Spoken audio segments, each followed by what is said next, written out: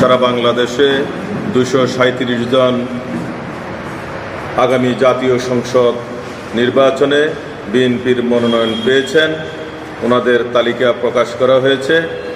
সেই তালিকায় 257 কুমিল্লা 9 লাকসাম মনোহরগঞ্জ থেকে বিএনপির নমিনেশন পেয়েছেন বিএনপি জাতীয় নির্বাহী কমিটির শিল্প বিষয়ক সম্পাদক, লাকসাম উপজেলা বিএনপির সভাপতি, প্রিয় নেতা জননেতা আবুল কালাম ভাইকে মনোনয়ন দেওয়া হয়েছে। আমরা শুকরিয়া জানাই মহান আল্লাহ তাআলার কাছে, কৃতজ্ঞতা জানাই দলের হাইকমান্ডের কাছে, দলের স্থায়ী কমিটি, দলের চেয়ারম্যান, ভারপ্রাপ্ত চেয়ারম্যান, বিভাগীয় সাংগঠনিক সম্পাদক, কুমিল্লা দক্ষিণ জেলা বিএনপি সহ যারা এই সুন্দরভাবে দলের দুর্দিনে ভূমিকা রাখায় এবং দলের নেতাকর্মীদেরকে মূল্যায়ন করায় জননেতা আবুল কালাম সাহেবকে আপনারা নমিনেশন দিয়েছেন, সেজন্য আপনাদের প্রতি কৃতজ্ঞতা জানাচ্ছি।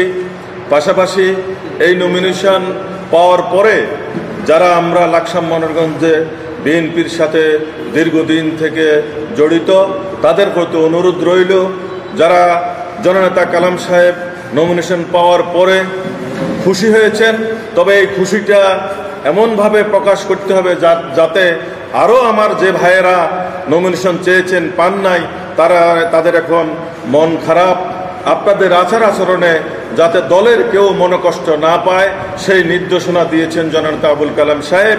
তিনি বলেছেন, লাকসাম মনোহরগঞ্জে আমরা অনেক ভাই প্রতিযোগিতা করেছি, অনেকে নমিনেশন চেয়েছি, পেয়েছি আমি, কিন্তু যারা পান নাই তারা যাতে মনোকষ্ট না পায় সেভাবে আমাদের নেতাকর্মীদেরকে কথাবার্তা চাল চলন তাদের এইভাবেই চলতে হবে।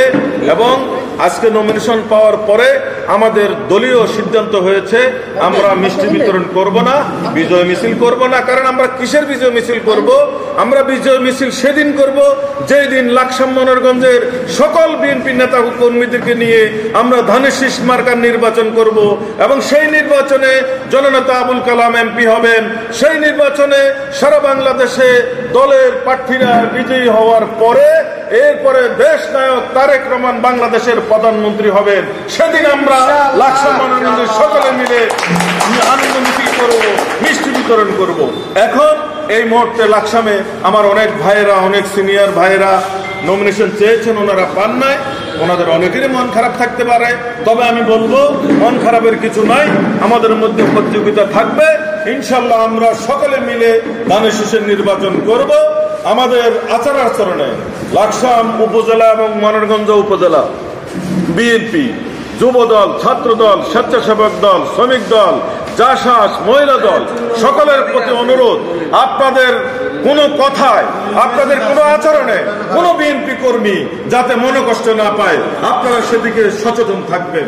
আমরা লাকসাম মনোহরগঞ্জের বিএনপি পরিবার, আমরা দীর্ঘ 17 বছর অনেক কষ্ট করেছি। লাকসামের সাবেক সংসদ সদস্য কর্নেল আজিম সাহেবের উপরে হামলা হয়েছে।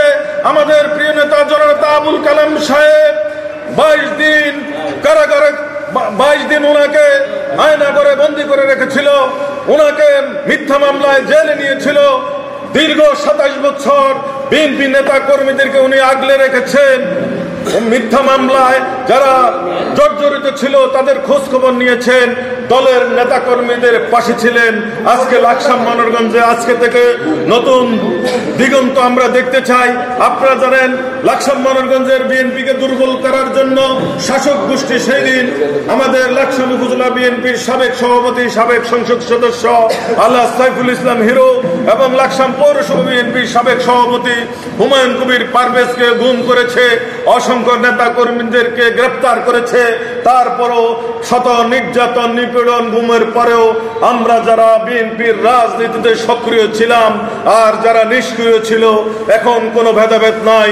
আমাদের লক্ষ্য একটা, আগামী জাতীয় সংসদ নির্বাচনে জননেতা আবুল কালাম সাহেবকে ধানের শীষ মার্কায় আমরা লাকসাম মনোহরগঞ্জের সকল নেতা কর্মীরা সকল মতভেদ ভুলে ঐক্যবদ্ধ ভাবে ওনাকে পাশ করিয়ে সংসদে পাঠাবো। এবং ওনাকে যদি আমরা সংসদে পাঠাতে পারি তাহলে আমাদের প্রিয় নেতা, বাংলাদেশের রাজনীতির অহংকার, আগামী দিনে বাংলাদেশের ভবিষ্যৎ, জননেতা তারেক রহমান বাংলাদেশের নেতৃত্বে আসবেন, প্রধানমন্ত্রী হবেন, সেদিনে আমরা সফল হব, সেদিনে আমরা ঘর ফিরে যাব। আমাদের মধ্যে যত বিভ্রান্তি যারা ছড়াবে তাদের থেকে দূরে থাকবেন, আর আমাদের দায়িত্বশীল নেতারা ধৈর্য ধারণ করবেন। কারণ যারা আমরা দায়িত্বশীল, আমাদেরকে দায়িত্বশীল ভূমিকা পালন করতে হবে। আমাদের যারা সমর্থক আছে তাদেরকে সুন্দরভাবে বুঝিয়ে দিতে হবে। কারণ এই দল আমরা সকলে মিলে করি, কেউ নমিনেশন পেয়েছি, কেউ পায় নাই, কিন্তু আমরা সকলে বিএনপি পরিবার। আমরা বিএনপি পরিবার সকলে ঐক্যবদ্ধভাবে ষড়যন্ত্র মোকাবেলা করে লাকসামে ধানের শীষের নির্বাচন করব এবং দলের মনোনীত প্রার্থী জননেতা আবুল কালাম সাহেবকে এমপি হিসেবে আমরা নির্বাচিত করব। সেজন্য সকলের সহযোগিতা লাগবে। আমরা সকলের সহযোগিতা কামনা করছি এবং আহ্বান জানাচ্ছি, সকল কর্মী ভাইদেরকে অনুরোধ রাখছি, আমাদের মার্কা ধানের শীষ, আমাদের দলের প্রতিষ্ঠাতা শহীদ রাষ্ট্রপতি জিয়াউর রহমান, আমাদের দলের চেয়ারম্যান দেশনেত্রী বেগম খালেদা জিয়া, আমাদের ভারপ্রাপ্ত চেয়ারম্যান দেশনায়ক তারেক রহমান, আমাদের লাকসাম ময়ূরগঞ্জের নমিনেশন পেয়েছেন জননেতা আবুল কালাম। আমাদেরকে আমাদের মার্কা ধানের শীষ, এর বিকল্প নাই।